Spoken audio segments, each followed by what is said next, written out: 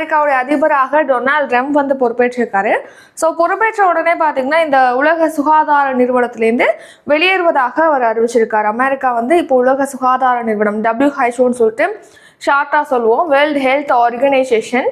So இந்த WHO America இப்போ வெளியேறுவதாக தெரிவிச்சிருக்காங்க. அதாவது இந்த கரோனா டைமில் பார்த்தீங்கன்னா அமெரிக்காவுடைய நிதியை வந்து சரியாக செலவிடலை, இந்த மாதிரி தொற்றுகளை வந்து கையாள்வதில் WHO வந்து ஒழுங்காக செயல்படலை அப்படின்னு சொல்லிட்டு அமெரிக்கா அதுலேருந்து வெளியேறுது. ஸோ இந்த உலக சுகாதார நிறுவனத்தில் 194 நாடுகள் பார்த்தீங்கன்னா உறுப்பு நாடுகளாக இருக்குது. இப்போ அமெரிக்கா அதுலேருந்து விலகுவதாக அறிவிச்சிருக்கு. இந்த WHO எப்போ தொடங்கப்பட்டதுன்னா 1948 ஏப்ரல் 7 இந்த ஏப்ரல் 7 தான் உலக சுகாதார தினமாக நம்ம அனுசரிச்சுட்டு வரோம். வேர்ல்டு ஹெல்த் டேவா அனுசரிக்கப்படுது. அடுத்து WHO ஹெட் குவார்ட்டர் தலைமையகம் எங்கே இருக்குன்னா சுவிட்சர்லாந்து நாட்டுடைய ஜெனீவால இருக்கு.